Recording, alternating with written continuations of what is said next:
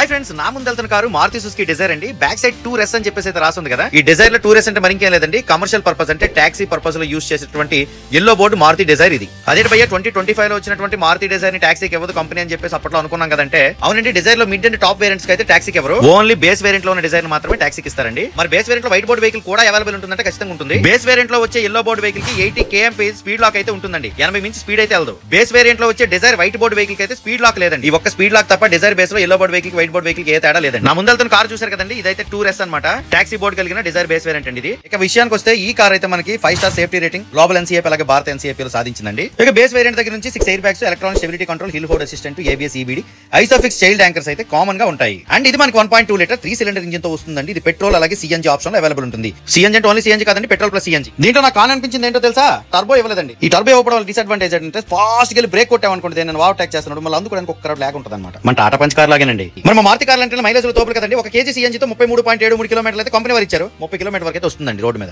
ఈ పెట్రోల్ తో అంటారా 24.79 నుంచి 25.7 వరకు అయితే మైలేజ్ వస్తుందండి. కాకపోతే మీరు 20-22 వరకు ఎక్స్పెక్ట్ చేయొచ్చు 100 స్పీడ్ లో. టూర్స్ వర్షన్ అంటే 80 దాటి కాబట్టి 24-25 మైలేజ్ వచ్చేయొచ్చండి. ఆ రోడ్ మీద వెళ్తుంటే అందము ఆ లుక్ భలే ఉందన్నమాట. ఇక మారుతి డిజైర్ ఆన్ రోడ్ విషయానికి వచ్చేప్పుడు హైదరాబాద్ అయితే 8,15,000 రూపాయలు ఆన్ రోడ్ దగ్గర నుంచి బేస్ వేరియంట్, టాప్ అండ్ అయితే 12,50,000 రూపాయలు ఆన్ రోడ్ అయితే ఉంటుందండి. ఒక కుటుంబాన్ని అతి సునాయాసంగా పోషించగల మారుతి సుజుకి నుంచి వచ్చిన ఈ డిజైర్ 2S గురించి మీరేమనుకుంటున్నారు? మీరు ఒకవేళ కొంటే ఎంత కొన్నారో కామెంట్ చేయండి గైస్. ఈ వీడియో నచ్చితే లైక్ చేయండి. నమస్కారం, థాంక్యూ.